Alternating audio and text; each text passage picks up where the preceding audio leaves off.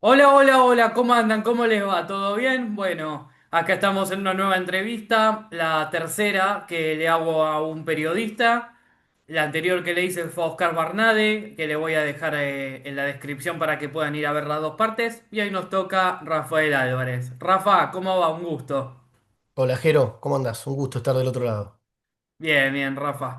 Bueno, acá está, esta nota va a ir para mi canal de YouTube. Yo les cuento a todos los que están del otro lado. Yo a Rafa lo conozco eh, por un curso que anduve haciendo en Ether de producción audiovisual. Se los puedo recomendar, que es muy bueno.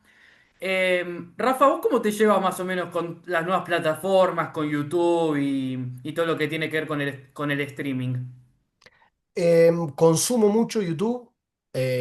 Trabajo en un producto de streaming, en dos productos dos estrellas de streaming que son on demand.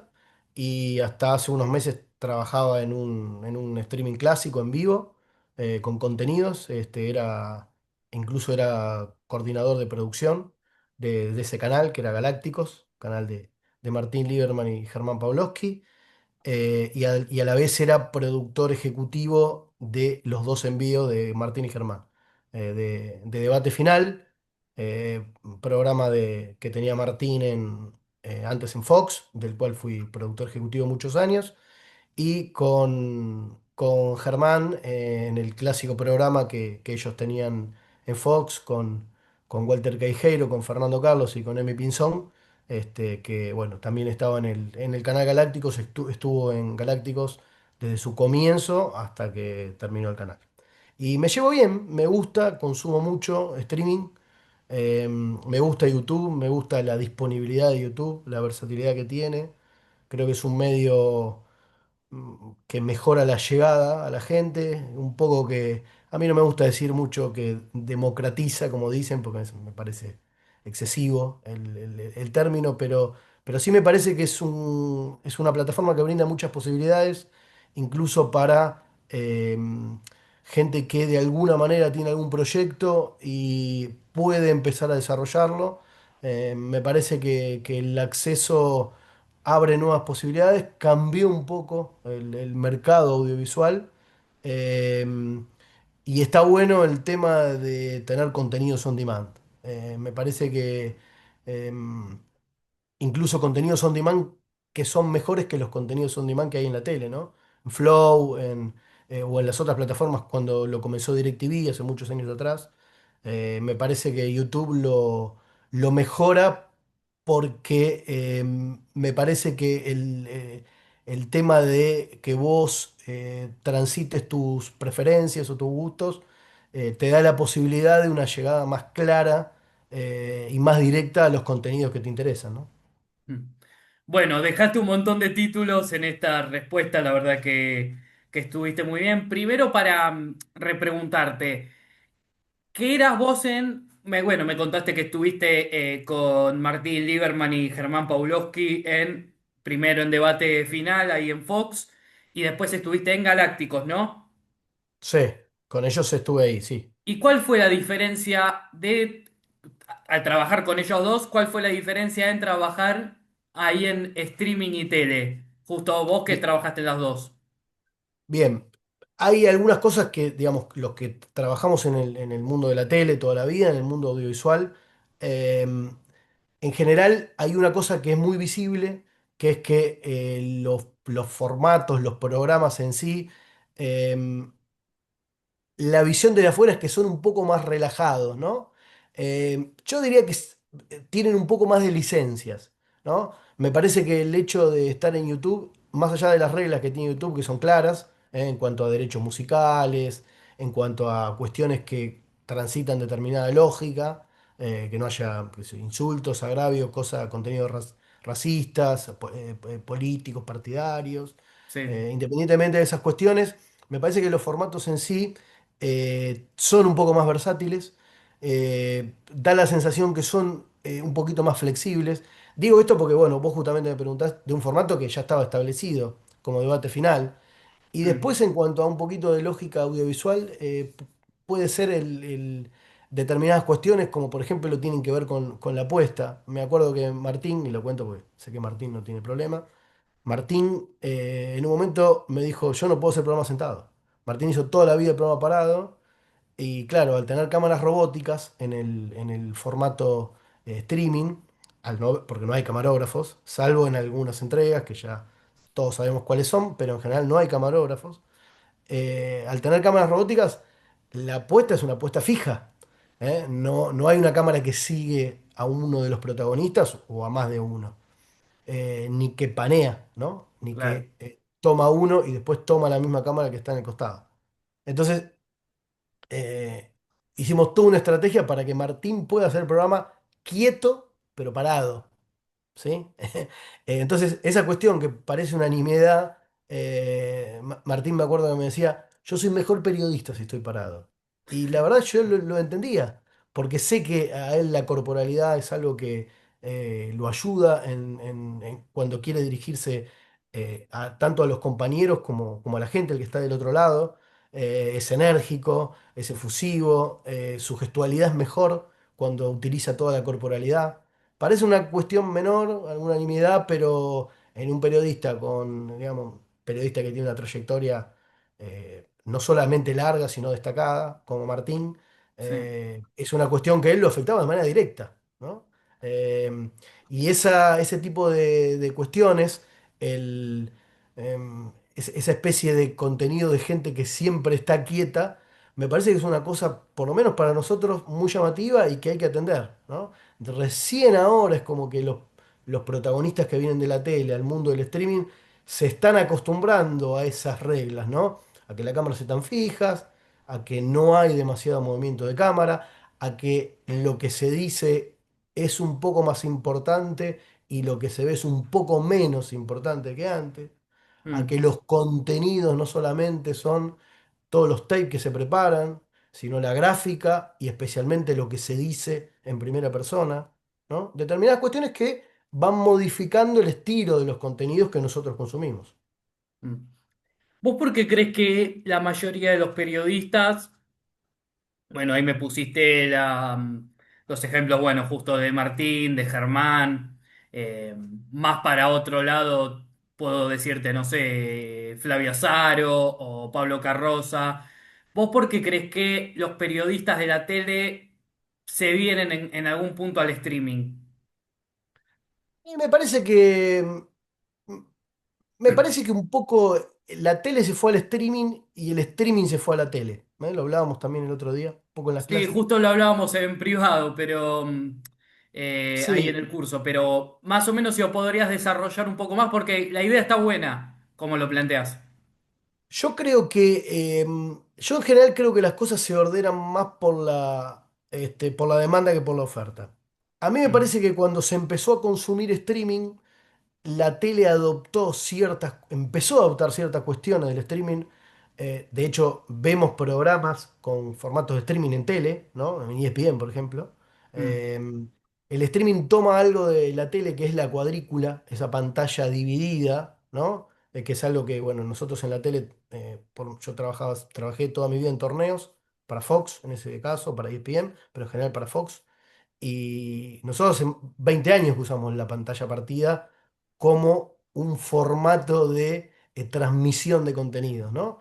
Pantallas que están divididas en cuatro y hasta en seis, donde hay imágenes fijas e imágenes móviles. mm, El streaming toma un poco de esa estética, la establece como formato y la desarrolla a partir de esa lógica. Entonces, obviamente todas estas cuestiones que te nombré antes se empiezan a establecer y la tele empieza de a poquito a tomar alguna para que básicamente no se le vaya a la gente todo al streaming y a que parte de la gente que ya sabe que es consumidora de streaming pueda consumir un producto en un formato televisivo y que no le aparente viejo, ¿no? Entonces, cuando los periodistas, también por una cuestión de demanda, por supuesto, porque los canales de streaming se desarrollan más, hay más espacios, quieren atraer más gente por quienes están frente a las cámaras. Cuando los periodistas van a los canales de streaming, hay determinadas cuestiones que van asimilando y que luego las internalizan, ¿sí? Que probablemente internalicen más rápido las cosas de lógica televisiva y no tanto, y me tomo de lo que vos decías, no tanto la forma de comunicar. ¿Eh? Fíjate que vos nombraste ahí a Flavio Azaro y a Carroza, que da la sensación que se adaptaron un poco antes a la forma de comunicar y a la forma de pensar la comunicación a través de formatos como YouTube, Sí, y le encontraron la vuelta antes, ¿sí? Afianzaron sus productos antes y compitieron de manera directa contra la tele. Al punto que la gran atomización que se produce, porque nosotros tenemos canales de televisión finitos, sabemos cuáles son, digo, en el mundo deportivo, vos sabés que tenés las tres o cuatro señales de ESPN, las tres o cuatro señales de Fox, la señal de Teis Sport y después no mucho más, alguna transmisión de DirecTV, los que TNT, tengan los DirecTV, partidos. los partidos con TNT, algún contenido por Deporte TV, que todavía hay, especialmente Mm. con otros deportes que no son el fútbol. Y en cambio en el mundo de YouTube vos tenés una cantidad de contenidos que son infinitas, ¿sí? Desde canales como el de Flavio, Galáctico cuando estuvo, que ahora en medio que fusionó, por lo menos algunos de los integrantes en Picado TV. Digo, tu canal, vos que hablas de deporte, que haces contenido de reacciones o de entrevistas, hay un montón. Entonces, al vos tener esa variedad, tu lógica de consumo es distinta. Vos te podés meter en YouTube y podés no prender la tele nunca más, si querés. Entonces, un poco es, ¿qué pasa cuando yo prendo la tele? ¿Por qué la prendería la tele? Me Claro. parece que ese es el desafío que tiene ahora la tele y que ese es el desafío un poco que tienen los periodistas, ¿no? Y aparte teniendo en cuenta que hay algunos que están en los dos lados, que están en el streaming y en la tele. Yo creo que por primera vez la tele tiene un competidor. Sí. Tiene un competidor que le Porque, está ganando la batalla. sí, sí, porque yo una vez le habré escuchado, no recuerdo ahora bien a quién, decir el streaming para esa persona es lo, la voz o lo que se dice muy parecida a la radio. O sea, es como una radio, pero le agregás lo visual. Es lo que no sé cómo lo ves en ese sentido. Sí, vos pensás que este tipo de contenidos de tele, entre comillas voy a decirlo, televisar la radio, Mm, primero es una idea que en la década del 80 la empezó a desarrollar Juan Alberto Badía, que es una de las personas más importantes de la historia de la comunicación argentina, ya fallecido, Juan Alberto, con quien me tocó por suerte compartir canal y conocerlo, de una mm. extrema generosidad. Em, Y esa cuestión de televisar la radio, su programa se llamaba justamente Imagen de Radio, esa cuestión de televisar la radio se retoma hace unos 20 años atrás con determinados contenidos que se televisaban. En el caso a mí me tocó trabajar en 360 TV, nosotros televisábamos Radio del Plata, y después empezaron a televisar otras radios, Radio con Voz, este, Urbana, ¿sí? Y se fue adaptando esa lógica de cámara fija, casi como una cámara testigo, ¿no? Como, para que la gente lo entienda, como esas cámaras que tienen los supermercados chinos para ver si hay alguien que está robando algo, ¿no? Esa era un poco la estética. Ahora la estética es que la cámara está en demanda de la persona. La cámara apunta a la altura de los ojos de las personas, que es como apuntan en la lógica televisiva. Entonces, lo que hizo fue encontrar una síntesis entre lo que puede ser el televisar la radio y la lógica de la televisión. De esa síntesis, creo que se afianzó este formato de streaming, el mismo que vos describís ahí con esta especie de televisación de la radio. Y en cuanto a contenido, también linkeando con lo que vos decías, también un poco la generación de la posibilidad de sentir más empatía por lo que se está diciendo, más cercanía, no pensar al que está del otro lado como alguien inalcanzable, sino como un par, ¿eh? Como uno Claro. de nosotros que le tocó momentáneamente estar ahí y decir lo que está diciendo. Me parece que esa es la principal lógica, por lo menos desde lo que es la comunicación directa, la parte en la que nosotros comunicamos en primera persona a través del streaming. Rafa, vos sabés que cuando yo hago las entrevistas, a mí me gusta más que nada repasar la trayectoria de cada uno. Cuando le hago a algún actor, sus comienzos y demás. Cuando le hago a un futbolista, sus comienzos y demás. Y así con todos. Yo preguntarte. ¿Cuándo arrancaste a ser periodista o cuándo te decidiste a querer ser periodista? Mirá, me decidí a querer ser periodista cuando iba a la primaria.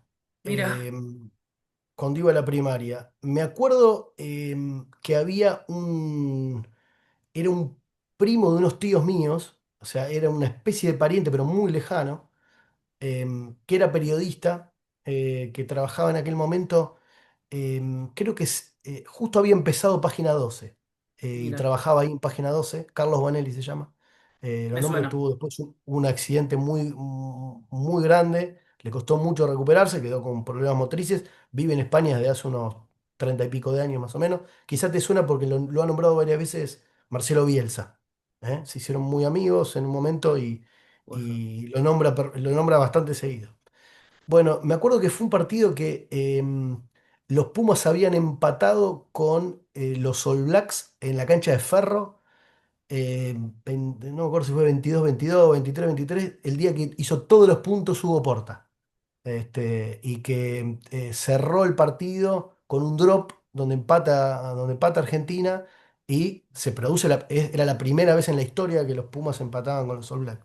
Yo me acuerdo que ese día dije, qué bueno sería realizar esa cobertura, estar en la cancha y haber vivido ese momento, lo que vivió la gente que estaba alrededor. Eso me impactó mucho, me llamó mucho la atención. Y ese día, no me acuerdo si fue, tendría que revisar qué año fue, creo que fue en el 84 o en el 85, me parece que fue en el 85. Y ese Eras día dije, pibe. yo quiero ser esto, sí, sí, yo que todavía no había terminado la primaria, yo quiero ser periodista, dije. Así que bueno, cuando apenas terminé el secundario, así cuando tenía tu edad, empecé a estudiar periodismo Mm. y después no paré más. ¿Cuál fue tu primer laburo así en cuanto al periodismo? Porque yo creo que justamente lo que hablábamos del streaming y de la tele, me parece que con esto y con el YouTube hay más salidas ahora que antes. Sí.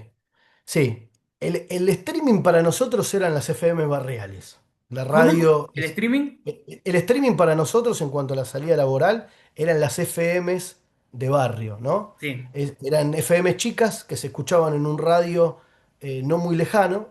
Mi primer trabajo fue en FM Fénix, que quedaba en Martínez, en la zona norte de Gran Buenos Aires. Yo vivía en Boulogne. Ah, Y la radio apenas si se escuchaba en Boulogne, ¿sí? Ese fue el primer trabajo que me acuerdo. Y después empecé a trabajar en las transmisiones partidarias de Platense, que sabe que soy hincha de Platense, no tengo problema en decirlo. perfecto. En las transmisiones partidarias de Platense, primero en radio, y después en televisión. Hicimos el primer programa de televisión de Platense de la historia, que fue La Hora Calamar, que hay algunos programas en YouTube dando vuelta todavía, por si lo quieren ver. Está en la página de Marven, Vayan a eh, verlos, los que están del que se otro llama lado. la página Calamar. Hay alguno por ahí. Yo no tengo ninguno, pero Marcelo sí tiene.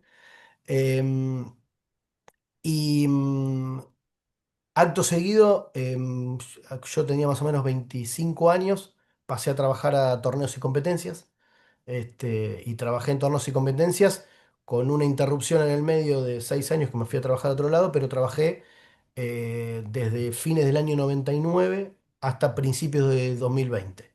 ¿Sí? Ahí, en ese lapso, trabajé en torneos menos de 2006 a 2015.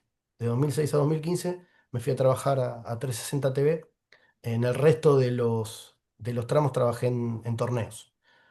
Mm, Em, en general, como productor, a mí me gusta mucho la determinación de contenidos, las decisiones estructurales de comunicación, y eso me atrae mucho más que probablemente ir a cubrir un entrenamiento, son las cosas que hacíamos cuando empezamos, ¿no?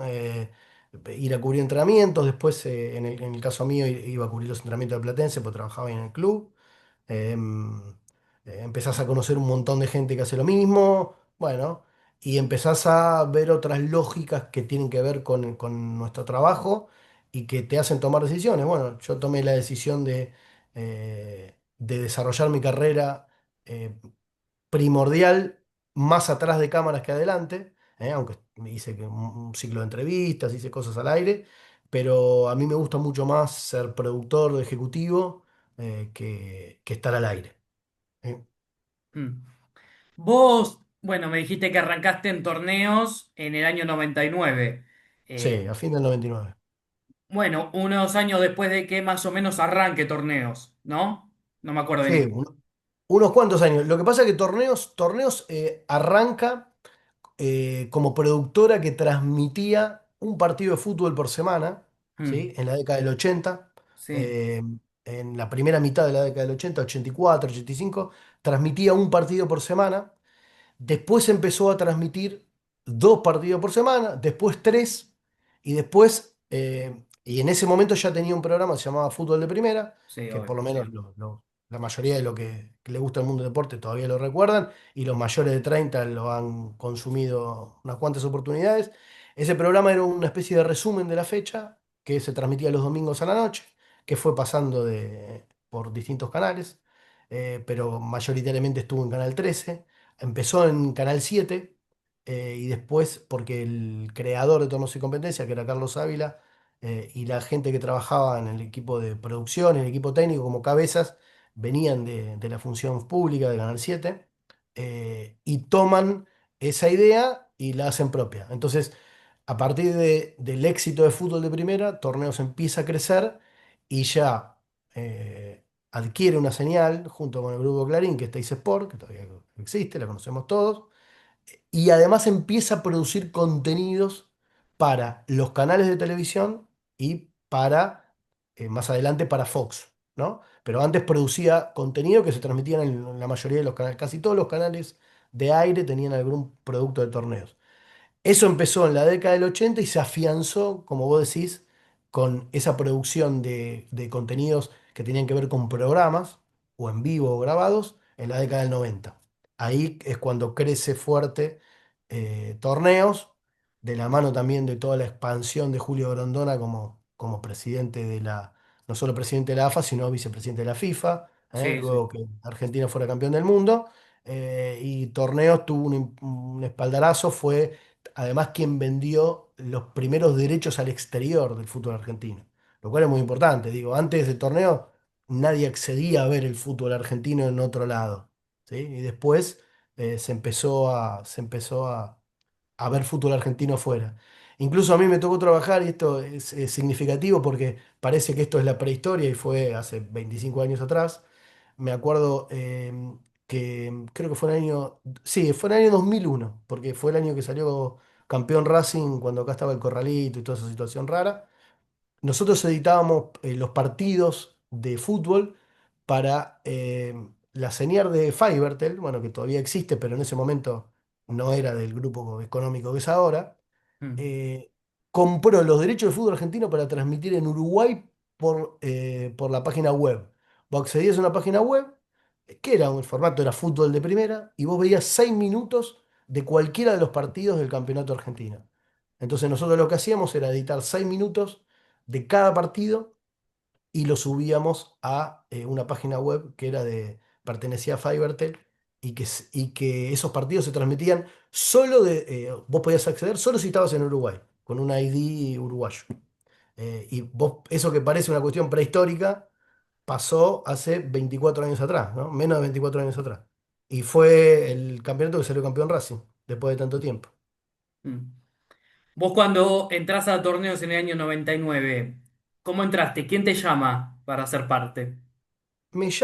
Yo iba a entrar a torneos en el año 96, en 95-96. Yo me fui a vivir a Brasil un tiempo por trabajo, por otra cosa, y cuando vuelvo, uno de los que había entrado en ese momento, yo estudié en TEA, y era habitual que vaya gente de TEA a trabajar a torneos.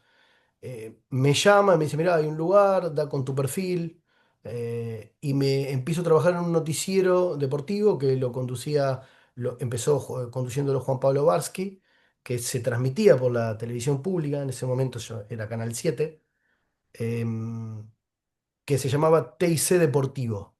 TIC Deportivo. Me suena así. Ya. Ahí yo hacía postproducción, después Juan Pablo se fue, estuvo Bruno Bain unos meses. Bruno se fue a trabajar afuera con la NBA, vive todavía, desde ese momento vive en Estados Unidos, Bruno, y empezó el Chavo Fuchs, Diego Fuchs, a ser el conductor. Y eso fue lo primero que hice. Y en paralelo trabajaba los fines de semana en un programa llamado Misión Fútbol, que también empezó con la conducción de Juan Pablo y Martín Lieberman, y después lo terminó conduciendo el Pato Galván, que fue un formato que duró como 5 o 6 años, y en ese momento la base era, transmitíamos la reserva y la previa y el post de los campeonatos de los partidos de primera. Esa fue la base de los programas que hoy todavía se ven. Ese fue el primero de los programas de lo que hoy todavía se ven, que transmiten el partido, y se ve la hinchada, que lo que hace Fox, Teis Sport y ESPN con soberano éxito, porque por algo están las tres señales, en donde se poncha al técnico, hay un relato cuasi radial y nosotros vemos las reacciones de la gente, las reacciones de los entrenadores. Bueno, eso lo hacíamos nosotros en Misión Fútbol por América. Eso empezó en el año 2000. Hicieron escuela. Sí, un poco sí.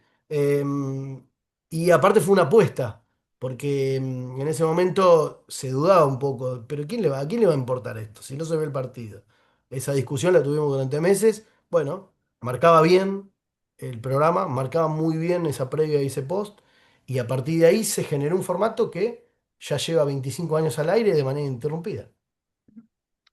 ¿Qué coberturas recordás grosas que hayas hecho? Que vos digas, hoy lo mirás con el paso del tiempo, 20, 25, Mm. 30 años más tarde, y decís, la verdad es que fue un golazo haber hecho esto. Por ahí con algún periodista o...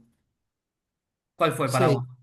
Yo me acuerdo mucho me tocó hacer, me acuerdo porque fue una de las primeras, ¿no? Importantes. Me tocó hacer el Boca campeón del año, ayúdame, creo que fue 2002, 2002 no salió que le campeón. gana 1-0 a Estudiantes 2000, en 2000, 2000, apertura 2000, 2000. después de Real Madrid, sí.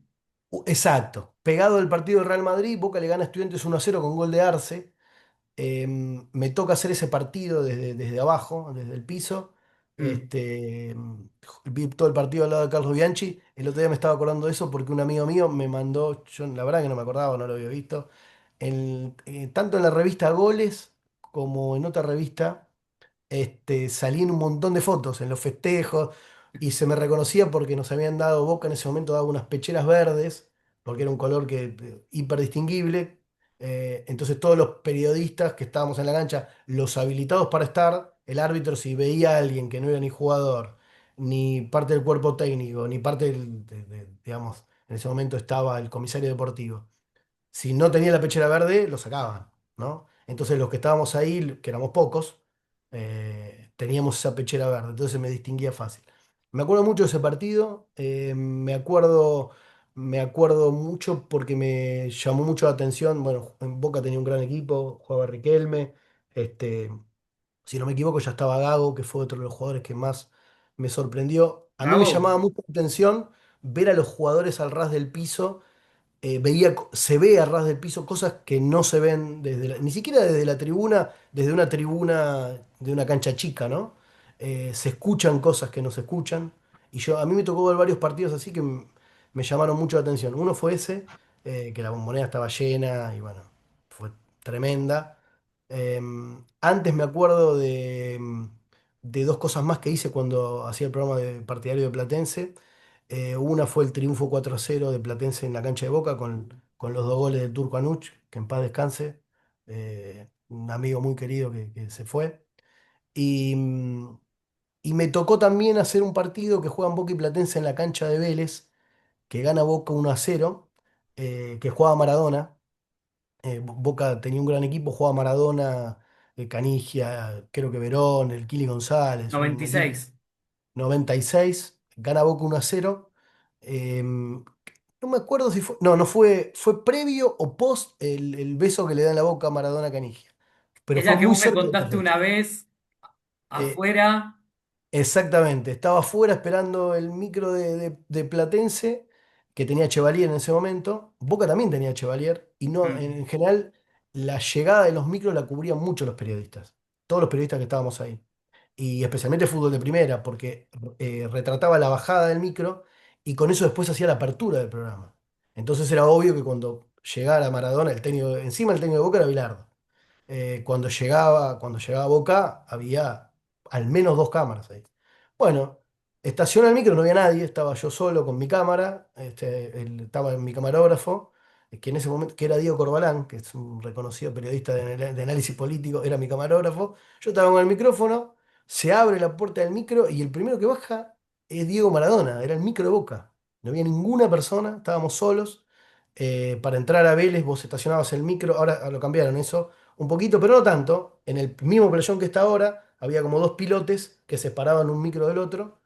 Y ese micro, la puerta del micro, daba directamente a una pequeña escalera que hay que bajar y que te da de pleno al vestuario visitante. Bajás la escalera y ya está la puerta del vestuario.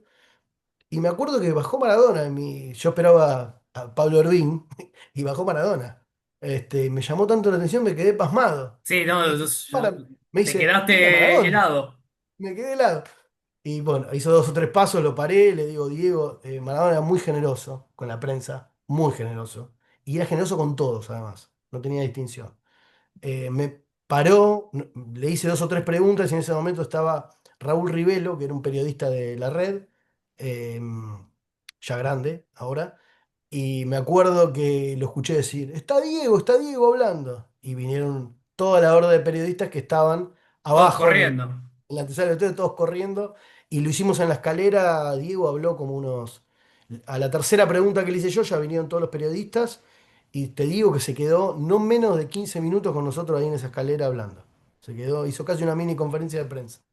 Esa fue también algo que recuerdo muy gratamente. Después hice muchas coberturas en la Copa Davis. Me tocó hacer varias coberturas, me tocó hacer el ascenso de Argentina al Grupo Mundial. Me tocaron, hice casi todas las series que jugó Del Potro acá en Argentina. Otra cosa que cubrí, por hacía un programa de tenis también, cubrí cuando vino Federer a jugar a Tigre, tuve acceso, pude saludarlo, cruzar unas palabras con él.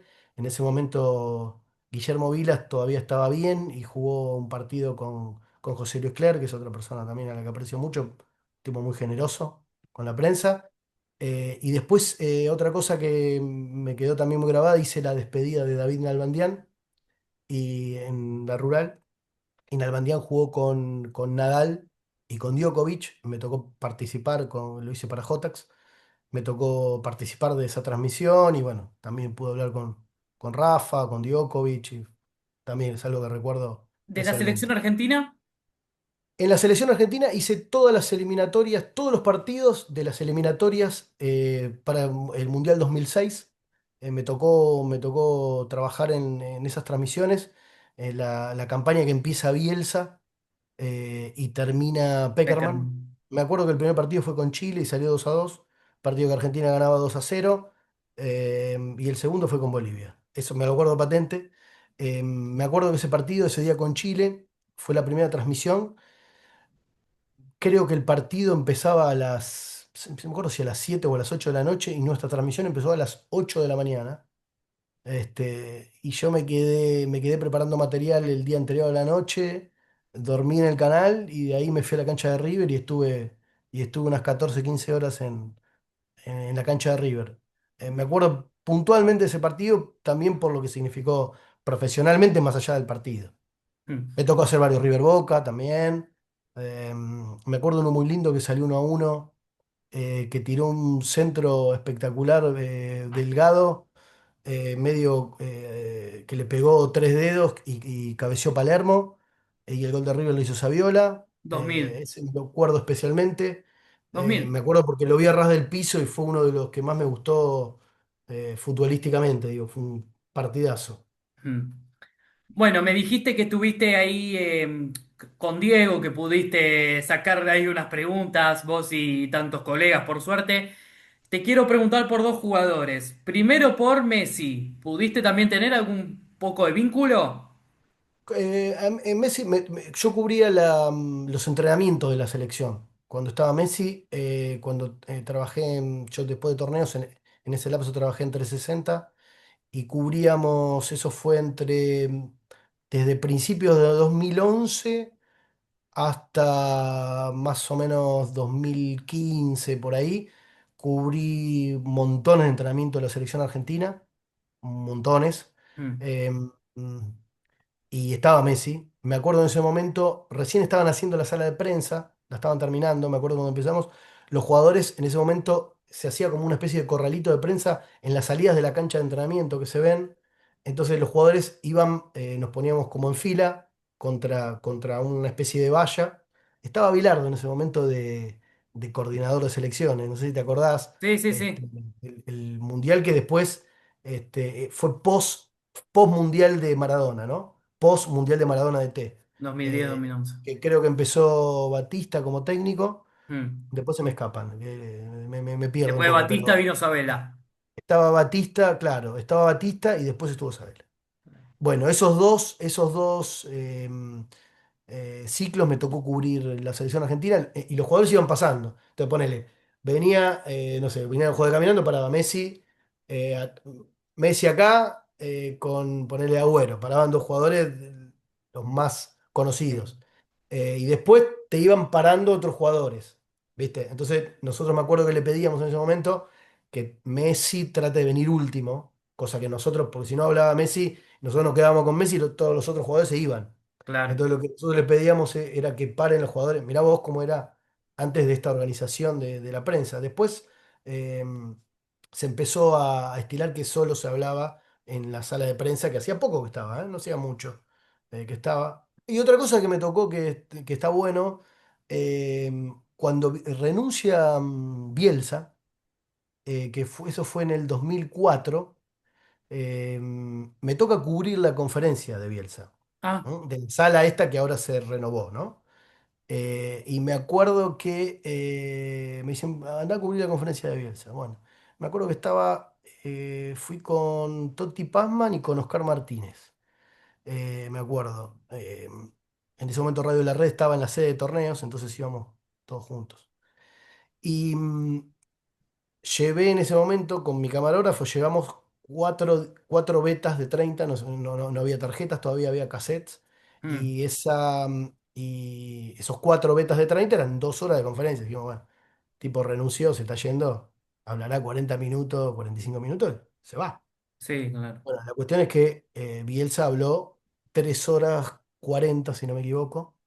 Yo me quedé sin betas. Me acuerdo que le pedí uno a la gente de Crónica y tuve que mandar una moto hasta torneos Sí. a buscar más tapes. Bielsa habló 3 horas 40, se peleó con un periodista de Olé, de Castiglione, uno de Barba, que no sé si sigue estando.